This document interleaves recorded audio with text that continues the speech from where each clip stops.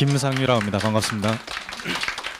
앞에서 워낙에 목소리 좋으신 분이 이렇게 강연을 아주 재미나게 해주셔가지고 굉장히 부담되는 자리인 것 같습니다. 네, 여기 뭐 자리에 계신 분들 중에 뭐 고등학생을 자녀로 둔 분 계세요? 한 분, 두 분, 세 분, 네 분, 다섯 분, 꽤 많이 있고 중학생. 네. 대부분 고등학교 중학생의 자녀를 이렇게 둔 이렇게 어머님들이 많이 오신 것 같은데요. 먼저 제가 이 자리에서 말씀드리고 싶은 것은 우리나라의 어떤 교육 전반적인 문제, 그리고 그 입학사정관제와 관련된 공정성의 문제라든지, 그리고 입학사정관들을 어떻게 평가하는지, 그리고 아마 가장 관심 있는 분야는 입학사정관제에 대해서 우리가 어떻게 준비를 해야 될지, 이게 아마 학부모님들이 가장 어떤 큰 관심사라고 생각이 듭니다. 그래서 짧은 시간이지만은 그와 관련되어서 몇 말씀 드리고자 합니다. 자, 다들 이렇게 느끼고 계실 거예요. 우리나라 교육의 가장 큰 문제점은 바로 언론에서 보도되는 바는 사교육비 얘기를 가장 많이 합니다. 제가 봤을 때는 사교육비 문제가 아니라 우리나라 교육의 가장 근본적인 문제는 바로 학생들이 이유도 모른 채 공부를 하고 있다는 거죠. 왜 내가 공부를 하는지 그 이유를 알고 공부를 해야 되는데, 즉 학생들에게 분명한 어떤 방향 설정이 되지 않은 상황 속에서 무조건 대학 입시만 바라보고 교육을 하다 보니까 학생들은 그 존재의 어떤 가치라든지 좀 어떤 삶의 다양성에 대해서 전혀 이렇게 이해하지 못한 어떤 교육이 이루어지고 있다는 게 가장 큰 문제점이라고 생각이 들고요. 그러다 보니까 학생들은 굉장히 극단적인 선택을 많이 하게 됩니다. 저 같은 경우에도 젊을 때 뭐 아니면 도식으로 이렇게 행동을 많이 하곤 했고요. 젊은 친구들의 어떤 심정을 충분히 이렇게 이해를 하고 있습니다. 자, 그래서 대학 입시 위주로 교육이 진행되다 보니까 학생들은 주로 국영수만 공부를 하고 나머지 과목은 공부를 하지 않습니다. 그리고 주로 예체능계 활동도 거의 하지 못하고요. 인간의 어떤 삶 속에서 예체능 계열 쪽의 활동이 굉장히 중요한데 그런 것들 없이 그냥 국어, 영어, 수학에만 이렇게 매몰되는 그런 어떤 모습을 보여주고 있습니다. 그리고 또 대학에 들어와서도 학생들이 문제예요. 그러니까 자기가 뚜렷한 어떤 목표 설정 없이 대학에 들어왔기 때문에 내가 이 공부를 왜 하는 건지 대학에 와서 전공 탐색을 학생들은 시작을 합니다. 그러다 보니까 굉장히 늦어질 수밖에 없겠죠. 다른 나라 예를 들어보자면은 독일 같은 경우에는 보통 우리나라 중학교 들어갈 무렵에 나는 이제 사회에 나아가서 무엇을 할 건지, 대학에 가서 어떤 공부를 할 건지를 정해 둔다고 합니다. 거의 대부분의 학생들이. 근데 우리나라는 이제 대학에 가서 전공 선택이라든지 사회 진출이라든지 이런 것들을 고민하는 그런 어떤 굉장히 뒤늦은 그런 어떤 모습을 보여주고 있습니다.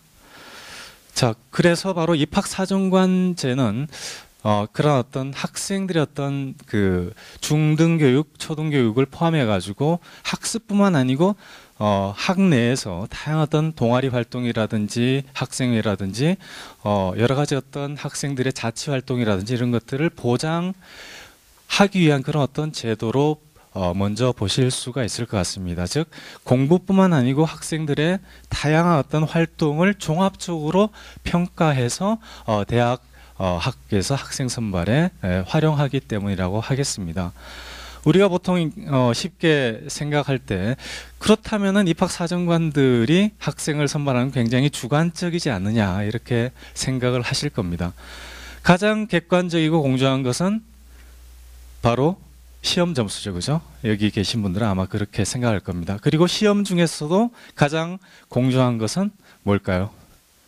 수능이라고 생각을 하실 겁니다. 근데 한번 생각을 해보세요. 수능이 과연 공정한 체제인가 아닌가? 자, 우리나라 학생들은 수능을 봅니다. 고3 학생들이 고등학교 들어와서 수능을 11월 초에 봅니다. 따라서 고등학교 기간 한 2년 7, 8개월 공부하고 수능 시험을 보는데 아주 다수의 재수, 삼수생들이 있습니다. 재수생은 3년 7개월, 삼수생은 4년 7개월을 공부를 합니다. 자, 아주 쉽게 예를 들어 보겠습니다. 국어 시험을 보는데 어떤 학생에게는 이틀의 시간을 주고 어떤 학생들에게는 3일, 어떤 학생이 4일을 시간을 주고 국어 시험을 봐가지고 그 국어 시험 점수대로 학생을 뽑습니다. 자, 그럼 이게 공정한 시험, 그 학생 선발 체제인가 한번 고민을 해보길 바랍니다. 즉, 우리는 당연히 그냥 재수, 삼수를 당연시하는데 세계 어느 나라를 가더라도 이 재수, 삼수생이 있는 국가가 없습니다. 특히 한국이 대입의 어떤 치열한 경쟁 때문에 이런 어떤 제도가 남아 있고 그러다 보니까 사교육비가 많이 들 수밖에 없죠. 학원을 가게 되고요. 그리고 우리나라는 또 남북한의 어떤 특수 관계 때문에 남학생들은 또 군대에서 2년 정도를 보내게 됩니다. 그러다 보니까 젊은 친구들의 어떤 소중한 시간 낭비가 굉장히 클 수밖에 없습니다. 그리고 또 수능이라는 어떤 시험 점수 하나만 가지고 그 학생을 바라본다는 게 얼마나 그 학생의 어떤 풍부한 모습을 저버리는 행위인가, 이것도 한번 고민해 보길 바랍니다. 다들 자제분이 계시기 때문에 아마 우리 아이는 이 부분에 장점이 있는데 주변 이웃들이 우리 아이의 장점을 제대로 이렇게 봐주지 못한다, 뭐 이런 어떤 생각이 있을 겁니다. 따라서 그런 어떤 그 학생 개개인의 어떤 다양성이라든지 뭐 이런 것들을 찾아가는 그런 어떤 노력의 일환이 바로 입학사정관 제도라고 볼 수 있고요. 그리고 입학사정관 하면 또 그 저 같은 입학사정관 한 사람이 학생의 어떤 당락을 좌우할 것이다, 뭐 이렇게 생각을 하시는데 결코 그렇지 않습니다.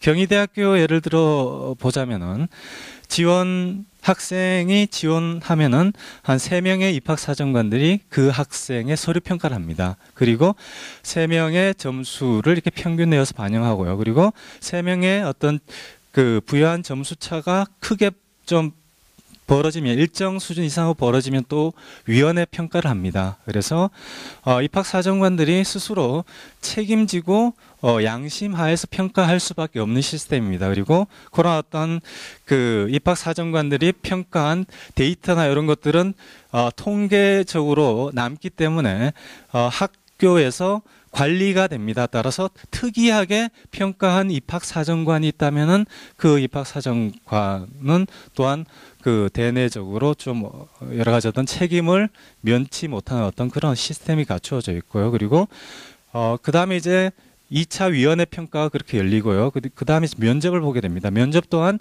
1차, 2차 면접으로 나뉘어져 가지고 각각 2명의 면접위원이 면접에 참여합니다. 따라서 전체적으로 그 하나의 어떤 학생을 선발하기 위해서 저 같은 입학사정관이 최소 서류평가 3명, 그 다음에 위원회 평가까지 되면은 한 4명 정도가 더 투입이 되고요. 그 다음에 그 면접 평가가 4명, 이렇게 최대 한 10명 정도, 7명에서 11명 정도의 어떤 그 입학사정관이 개입을 하게 됩니다. 따라서 한 개인이 학생의 어떤 당락을 좌우할 수 없는 그런 어떤 시스템이 갖춰져 있다, 이렇게 보시면 될 것 같습니다.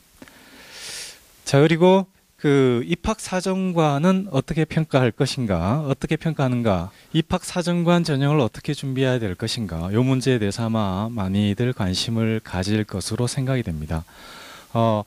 입학사정관제 하면 준비하기 어렵다, 그리고 일부 특수한 학생들이 준비를 할 것이다, 이렇게 생각을 하시는데요. 결코 어렵거나 특수한 학생들이 준비를 하는 게 아닙니다. 저 같은 경우는 이제 한 입학사정관의 일을 한 5년째 이렇게 하고 있는데요.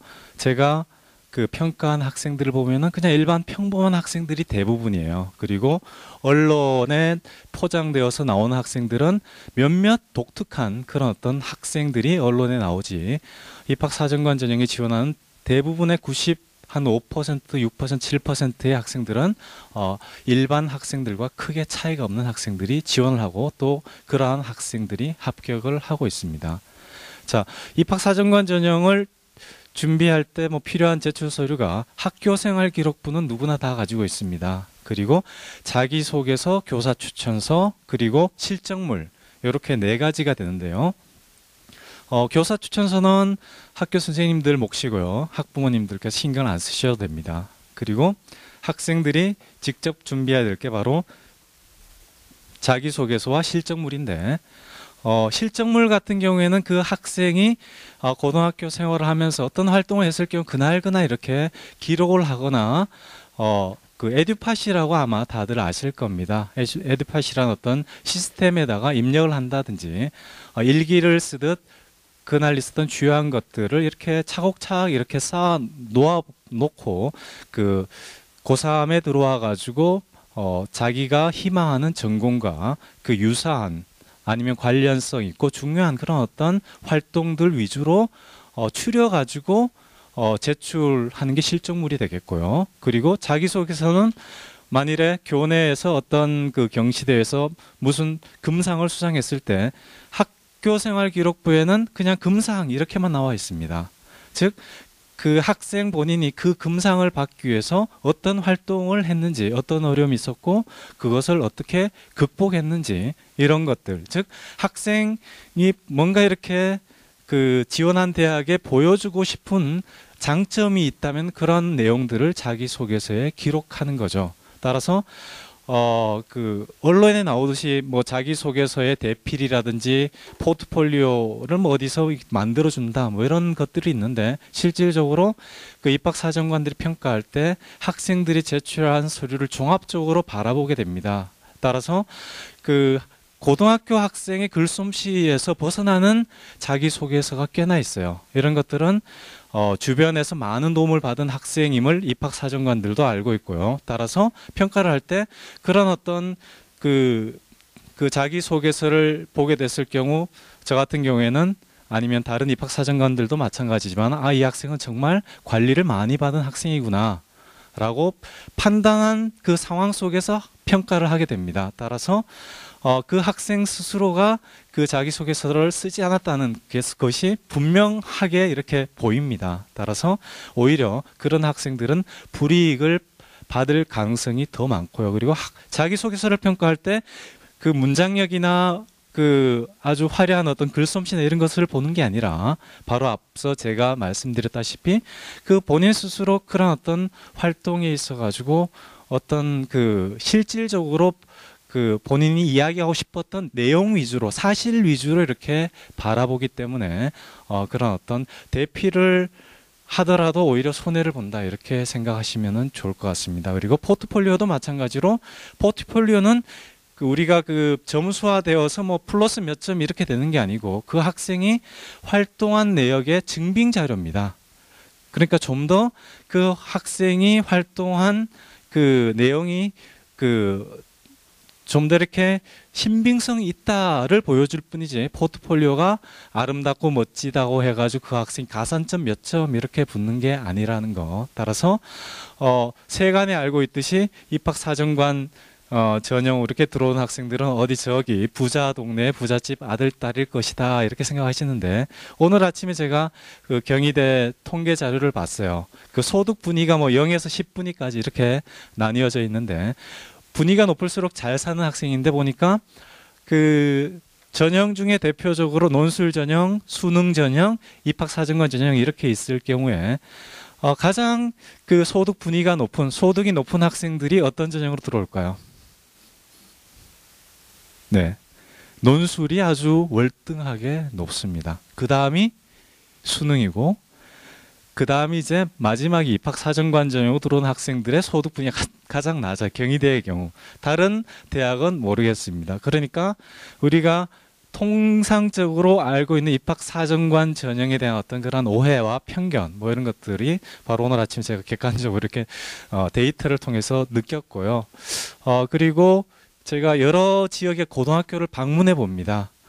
그런데 뭐 서울에 잘 나가는 그 남쪽에 그 강남이라 하는 그 지역에 고등학교를 방문해 보면은 그 학생들은 굉장히 피곤해 있어요. 그러니까 그 왜냐하면은 그렇죠. 학원에 수업 마침 바로 학원에 가는 친구들입니다. 그러다 보니까 그 부족한 잠을 학교에서 자고 그러다 보니까 주로 수능 위주로 그 학생들은 공부를 합니다. 즉 그 분당도 마찬가지고요. 그래서 우리가 그 세간에 알고 있는 그러한 것과는 달리 오히려 조금 경제적으로 부유한 학생들 오히려 논술과 수능 위주로 공부를 하는 그런 경향이 있고, 어느 학교 가면은 학생들이 거의 풀이 죽어 있는 학교들, 그런 학교들은 수능 위주, 논술 위주로 공부하는 학교, 그리고 생기가 넘치는 학생들은 다양한 학내 활동이 이루어지는 그런 어떤, 그리고 입학사정관 전형에 대해서 관심을 가진 학교, 뭐 이런 곳에 있는 학생들은 굉장히 활기차고 뭔가 이렇게 뭔가 생동감 있는 그런 어떤 인상을 굉장히 많이 받습니다. 자, 그래서 얼마 전에 그 입학사정관 전형 폐지한다 뭐 이런 기사 혹시 보셨어요? 네. 교과부 관계자라든지 청와대 관계자와 뭐 이렇게 확인해 본 결과 그 뭐 기사는 오보다 뭐 이렇게 명확하게 이렇게 밝혀졌고, 그리고 시스템상으로 지금 대한민국 교육 자체가 그 2014학년도부터 절대평가제로 이렇게 교과 내신 절대평가로 바뀌게 됩니다. 즉 과거에 지금 현행은 1등급부터 9등급까지 나뉘어져 있는데, 이제 그 학교에서 지량껏 학생에게 A, B, C, D, E 등급을 줍니다. 그래서 그 반 학생의 한 50%를 다 A 최고 등급을 줄 수도 있습니다.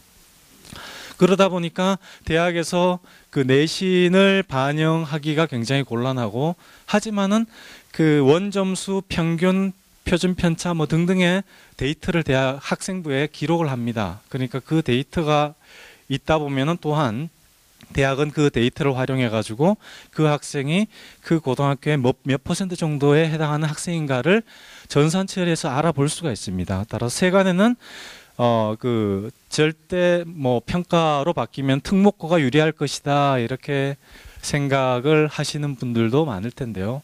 꼭 그렇지가 않다라는 거죠. 만약에 학생부의 내신을 반영한다면은 절대 평가된 그런 어떤 A, B, C, D로 반영을 할 수가 없기 때문에 그런 어떤 현상이 빚어지고 있고요. 예를 들자면은 중학교는 벌써 절대 평가제를 하고 있고요. 어떤 고등학교는 전체 학생의 50%를 A를 주고, 또 어떤 학교는 전체 학생 한 20%를 A를 주고, 학교마다 편차가 있어요. 따라 동일한 학력 수준의 학교임에도 불구하고, 따라서 그런 어떤 절대 그 평가제가 도입이 되더라도 그렇게 학생부 자체에는 그렇게 커다란 어떤 현행과 차이가 그렇게 크지는 않을 거다 이렇게 생각을 하시면 될 것 같고요. 그리고 고등학교 학생을 자제로 둔 학부모님들은 잘 아시겠지만은 창의적 체험 활동 교과가 강화가 되었습니다. 1학년 때부터 3학년 때까지 매주 4시간씩 활동을 해야 돼요. 즉 체험 학습 활동이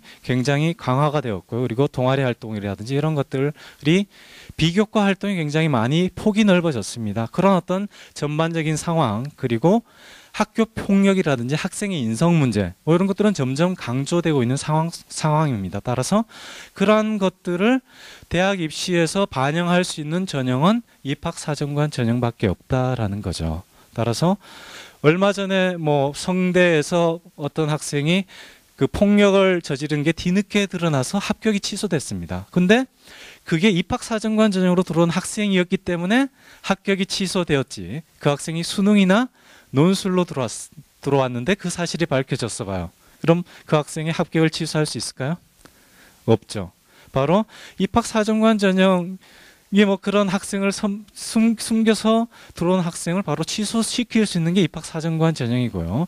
그만큼 뭐 인성교육이 강화되고 있는 이러한 시점에서 우리나라의 어떤 교육의 미래라든지 뭐 이런 것들을 생각할 때 기존에 가지고 계셨던 입학사정관 제도에 대해서 좀 더 이렇게 다시 생각을 해볼 필요가 있을 것 같습니다. 자, 그럼 이제 입학사정관제를 어떻게 준비를 하고 어떤 식으로 이렇게 대비를 할 것인가에 관심을 가지고 계실 텐데 짤막하게 설명을 드리도록 하겠습니다. 지금 현재 그 2014학년도 입학사정관 전형으로 학생을 선발하는 비중이 전국 대학에서 한 13% 정도밖에 되지 않습니다. 서울대 같은 경우에는 뭐 80% 가까이 이렇게 되지만은 또 그 포스텍이라든지 카이스트 뭐 이런 데는 비중이 거의 100%나 거기에 육박하는 비중을 차지하고 있습니다. 하지만 꼭 그런 대학에 자녀를 보내야 되겠다 뭐 이런 생각을 가지고 계신 것은 아니라고 생각이 듭니다. 즉 일반 수능이라든지 논술이라든지 기타 입학 전형이 굉장히 큰 비중을 아직까지 차지하고 있고요. 따라서 자제분이 뭔가 뚜렷한 열정이라든지 특정한 학문 분야에 관심이 있고 또한 관련된 분야의 활동이 있다면은 입학 사정관 전형에 좀 이렇게 관심을 가지고 준비하시면 되고, 그래서 실질적으로 우리 아이가 지금 뭔가 이렇게 뚜렷한 목표가 있다 이러면은 그 활동을 이렇게 북돋아 주시고요. 그래서 서류나 이런 것들을 준비하는 것은 제가 앞서 말씀드렸다시피 1학년 때부터 고등학교 3학년까지 어떤 활동을 했을 경우 그러한 기록들을 좀 꼼꼼히 하라는 것이 가장 중요한 요소가 될 거고요. 그리고 서류를 제출할 때는 전공과 관련된 활동 위주 그리고 중요한 활동 위주로 서류를 꾸밀 필요가 있습니다. 어떤 학생들은 미술 관련 계통의 학과에 지원했고요. 근데 제출한 실적물이 다 오케스트라, 음악 활동이었어요. 네. 그러니까 이 학생은 전공 적합도가 굉장히 낮은 학생입니다. 즉 입학사정관 전형 굉장히 다양한 유형이 있지만 가장 우선시되는 유형에도 불구하고 가장 우선시되는 것은 전공 적합도가 가장 중요합니다. 따라서 미술 관련 계통이면은 미술 쪽과 플러스 인성이라든지 여러 가지 어떤 학생회라든지 뭐 자치 활동이나 등등 전공과는 무관한 또한 활동이 있을 겁니다. 그런 것들은 어디에나 해당이 될 수 있고요. 그리고 비교과 활동 중에 리더십이나 이런 것들에 좀 더 어울리는 학과들이 있어요. 그죠? 정치학이라든지 아니면은 경영학이라든지 뭐 이런 학과들, 그리고 또 봉사 활동이 좀 더 어울리는 학과가 있다면은 간호학이라든지 뭐 이런 학과가 있습니다. 그리고 또 학생의 어떤 교과 영역을 보면 이 학생이 어느 전공에 적합한지를 알 수가 있어요. 즉 고등학교에도 굉장히 다양한 어떤 과목들이 있습니다. 그래서 우리 아이의 어떤 학교 생활 기록부의 교과 내신을 이렇게 좀 훑어보시면 이 학생이, 우리 아이가 어떤 분야에 좀 더 관심을 가지고 흥미를 느끼는지 학생부의 교과 영역 속에서도 찾을 수가 있을 겁니다. 그래서 가장 적합한 전공이 무엇이고 우리 아이가 하고 싶어하는 학과가 무엇인지에 따라 가지고 서류가 달라질 수밖에 없다는 거고요. 그리고 면접을 준비할 때는 1단계 서류를 통과하면 대부분 학교에 면접을 오는데, 면접에서 입학사정관들이 주요하게 보는 것은 바로 그 학생이 제출한 실적물의 진위 여부입니다. 실적 재확인이라고 하는데요.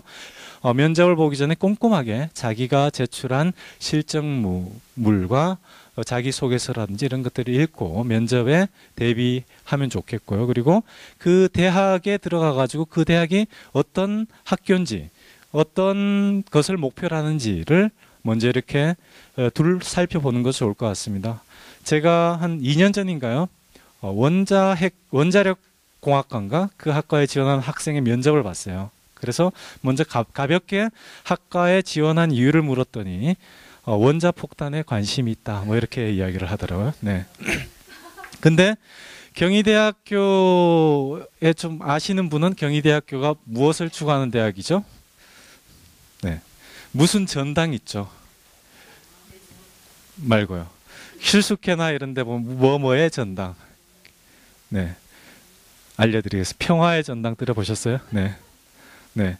경희대학교가 추구한 것은 전 세계 인류와 친구가 되고 인류 공영 전체의 어떤 발전, 평화를 추구하는 것을 가장 큰 목표로 하고 있습니다. 따라서 그 평화를 추구하는 대학에 지원한 학생이 원자폭탄에 관심이 있다, 이렇게 이야기를 했으니 뭐 그렇다고 해가지고 크게 감점은 되지는 않습니다. 하지만은 저 같은 평가자 입장에서 경희대에 대해서 조금 이 학생은 잘 모르고 지원한 학생이구나라는 느낌은 받죠.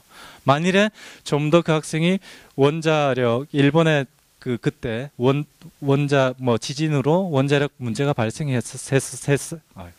버퍼링 네, 했었습니다.